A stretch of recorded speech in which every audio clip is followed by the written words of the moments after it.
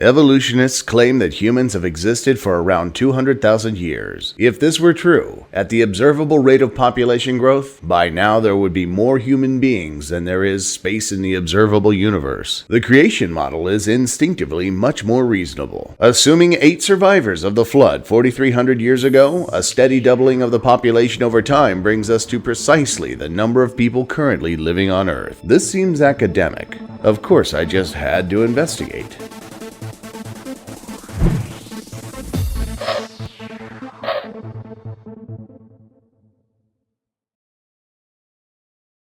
The most often proposed creationist figure for world population growth is a doubling every 150 years from the estimated year 2300 BC. From an initial post-flood population of only 8, the modern figure of 7.3 billion can be reached by only doubling 32 times. To be fair, these numbers are erroneous in that it would actually only take 30 doublings at 147 years. But also, these numbers are not the numbers first published by Henry Morris in 1970 in his book Biblical Cosmology and Modern Science. In Chapter 6, World Population and Bible Chronology, he posits similar figures but to a degree of ranges, and only to arrive at the figure of 1 billion, the population in 1800. He posits an average range of 150 to 183 years for these proposed doublings of the world population, so he allows for faster and slower rates to coincide with disease, war, famine, etc. The initial equation is P times N equal P times I plus R to the power of n, where P is the population of Earth times n, which is the population of the Earth in 1800, equals P times I plus R, which is 0.33, the rate of increase between 1750 and 1800 to the power of n. This calculates for the time and doublings needed to arrive at the population in 1800. This is just under 1/3 of the current rate and less than 1/5 of the rate in 1970 when Morris first proposed it. Giving creationists their earliest estimate for the flood, 2750 BC, Morris's model of population growth gives us less than 30 people on Earth to build the pyramids starting in 2490 BC. Less than 100 people would be there to build the Tower of Babel in 2200 BC. In 1446 BC, the Bible claims Moses was leading 600,000 men on the Exodus, but there could only be 4,000 people in the world at the time. This is not to even address the people living in Egypt, or the cities Babylon, Uruk, Akkad, Calneh, Nineveh, Rehoboth, Ir, Calah, Resen, and the entire land of Canaan. There just aren't enough people to account for all these places. On the other hand, Morris was smart to only address the growth rate in his calculations up to 1800, as the population had more than tripled over the 170 years since, from 1 billion to 3.69 billion. It has almost doubled again in the 45 years since to 7.32 billion. Personally, I don't know why the numbers behind the creationist figures seem to always insist on a constant population increase. Biology and ecology just don't work that way. As is often pointed out, we can see the doubling of bacteria in a petri dish at the rate of just a few days to a few weeks. At that rate, between the flood and now, we should literally be swimming in a sea of bacteria. We aren't because of what is known as the carrying capacity of the environment. At some point, a population just can't be supported anymore. In reality, on many occasions, the worldwide population has stalled and even been reduced, and that's just during recorded history. The trend of population growth has mostly been a recent phenomenon, especially its even more recent acceleration, and mostly due to 3 things: agriculture, medicine, and sanitation. I've heard it argued that there is no evidence that a lack of agriculture stalls population growth. This would seem to ignore the myriad studies done on hunter-gatherer populations since the 70s. Studies of the Kalahari, Sentinelese, Paraha, Batek, San, Simba, Hadza, and even Inuits, as well as countless others, have shown that populations tend to be generally steady without agriculture, rarely increasing appreciably and decreasing rapidly in times of drought, famine, or plague. The carrying capacity of their lands limits their ability to grow in population. The innovation of agriculture allows more people to occupy a given area of land utilizing fewer and fewer resources. In other words, increasing the carrying capacity of their lands. I've even heard creationists argue that medicine hasn't affected population until recent centuries, citing the poor medical knowledge of the Romans. Almost 1/3 of them would be surprised to learn that the cesarean birth that brought them into this world was named for Julius Caesar.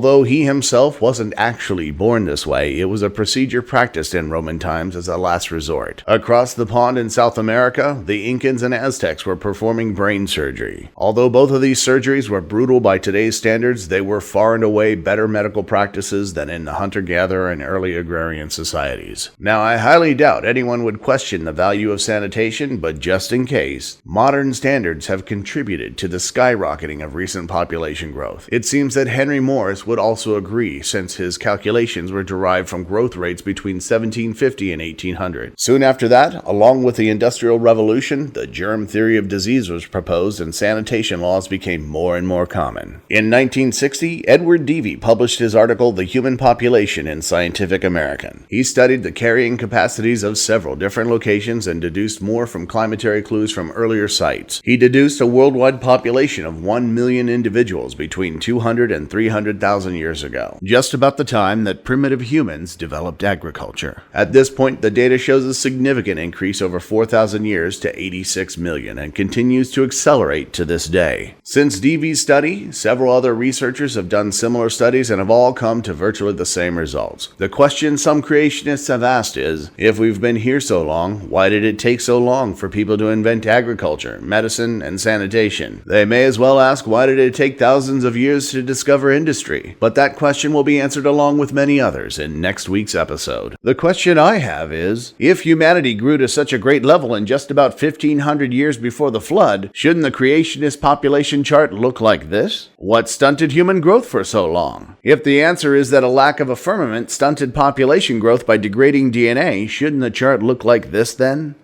Or maybe this? The creationist model just doesn't seem to be consistent here. For now, picking apart the creationist population figures was just another example of how creationism taught me real science. Learn more about the real science behind other creationist arguments by watching other episodes. If there's a creationist argument you think I should investigate, please comment below. It may be the subject of a later video. In the meantime, subscribe and make sure you don't miss it.